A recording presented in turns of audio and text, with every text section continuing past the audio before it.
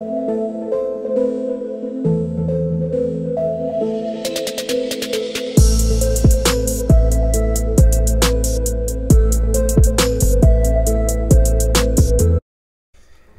les amis, dans cette vidéo, on revient sur l'actualité, tout ce qui est sorti, tout ce qui est sorti ces dernières heures, en commençant évidemment donc par le mercato, c'est ce qui va nous donner envie de suivre cet été tout ce qui va se dérouler autour du club. On commence assez rapidement avec Wijnaldum. Vous le saviez, Wijnaldum a donné son accord verbal avec le FC Barcelone déjà depuis une semaine. Il y a déjà d'ailleurs... Normalement, la présentation serait prévue d'ici quelques jours. Il y avait également, avec les Pays-Bas, une visite médicale à effectuer sous la supervision des médecins du FC Barcelone.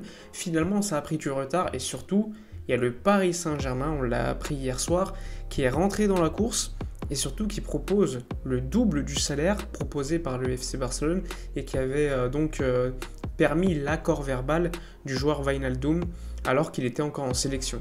Alors aujourd'hui, ce qu'on sait, c'est que le Barça a proposé 4 millions d'euros net environ, alors que le PSG proposerait 8 millions d'euros net par an, ce qui est quand même beaucoup plus, ce qui est le double. Et on le sait, dans le football, l'argent c'est très important.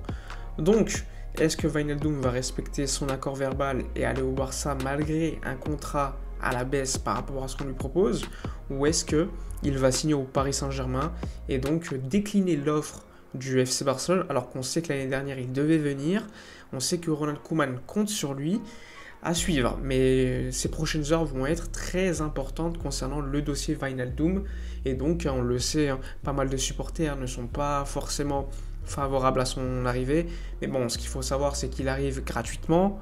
Ok, tu as un salaire à payer de 4 millions d'euros net annuels, ce qui est pas énorme. Tu as quand même un joueur qui peut être intéressant, qui peut t'apporter sur certains matchs. Après, en faire un titulaire, pour moi, ce serait une hérésie. Mais après, l'avoir dans ton équipe, c'est toujours un point positif. Après, s'il ne veut pas venir, ok, pas grave.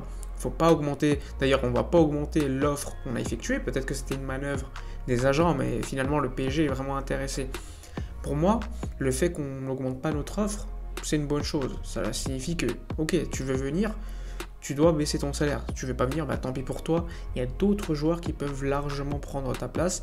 C'est un joueur largement substituable. On ne parle pas non plus d'un crack générationnel. Enfin bref. Donc on va suivre les prochaines heures concernant Wijnaldum qui vont quand même être sacrément actives.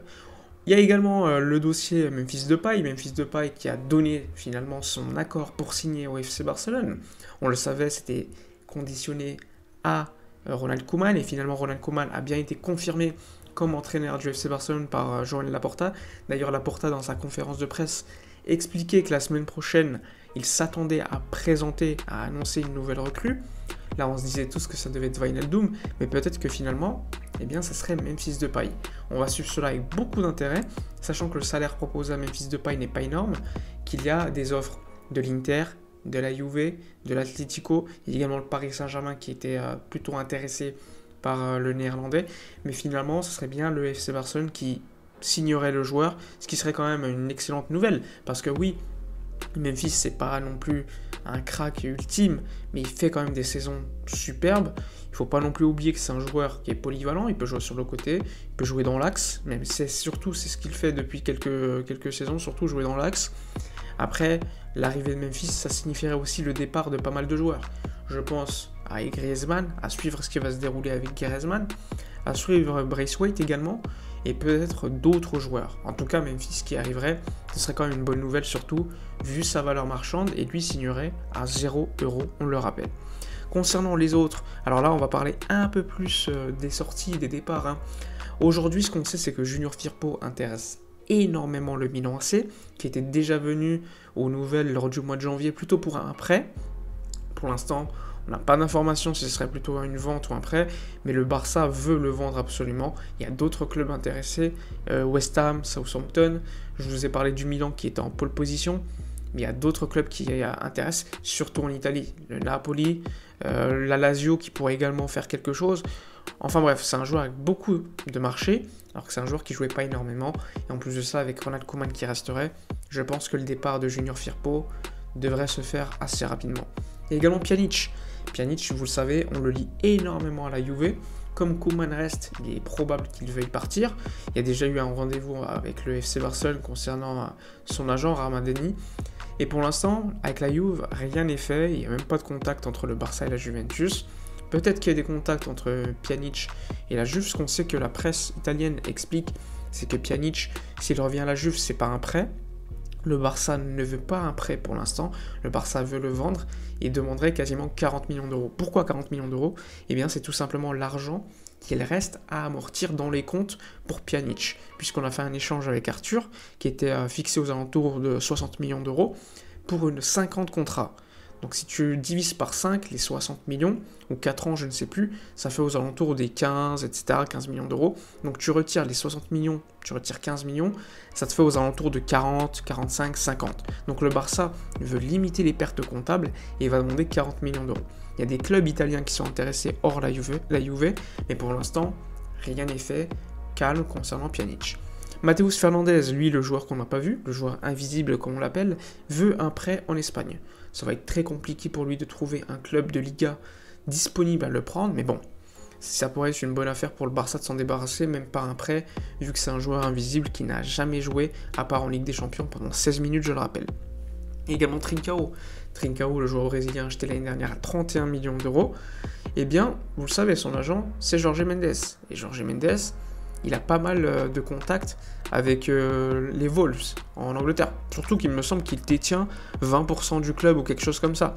Donc ça pourrait être une alternative très intéressante pour le Barça, qui pourrait, en plus de cela, récupérer largement sa mise. On parle de 31 millions d'euros. Mais si Jorge Mendes le bouge en Angleterre, je pense qu'on pourrait en recevoir 30, voire 40. Il y a également Todibo. Todibo, la semaine prochaine, normalement, l'annonce de Nice devrait se faire effectuer, qui va l'acheter donc pour 8,5 millions d'euros fixes et 7 millions d'euros en bonus. Et le dernier joueur que je voulais évoquer, c'est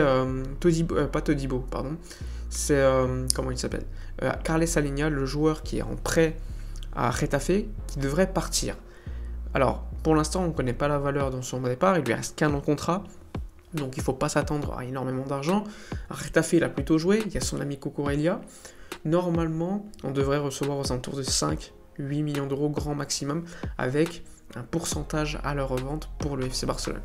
C'est pas énorme, on le sait, mais bon, vu le monde qu'il y a au milieu de terrain, vu les jeunes qui sont en train de grimper en équipe première, le départ de Carles Alenia aujourd'hui me semble plus que nécessaire et plus que logique. Sinon, on a vu également Mundo Deportivo parler de Gaïa. Gaïa, le joueur, le latéral gauche du FC Valence. Pour l'instant, c'est très tôt pour en parler. Ça pourrait être une alternative au départ de Junior Firpo. Pour l'instant, il aurait refusé de prolonger son contrat avec le FC Valence, qui est un club en ce moment en grande difficulté. Pour l'instant, on ne sait pas si Valence va le vendre, mais si Valence le vend, il pourrait partir aux alentours de 15-20 millions d'euros, et ça pourrait être également une monnaie d'échange pour Junior Firpo. Attention, rien n'est fait, c'est encore beaucoup trop tôt, mais attention à suivre cet intérêt pour Gaïa, surtout que Matteo Alemany connaît très bien le joueur, puisqu'à Valence, c'est lui, d'une certaine manière, qui a poussé pour qu'il soit titulaire, c'est lui qui a négocié les contrats, etc. Enfin bref, j'espère que cette vidéo vous aura plu. On est revenu assez rapidement sur les rumeurs mercato, sur les rumeurs un peu plus générales, sur Wijnaldum, Gaïa, etc. N'oubliez pas de liker, commenter, partager, donner vos avis concernant toutes ces rumeurs. Moi, je vous dis à la prochaine et d'ici là, comme d'habitude, portez-vous bien.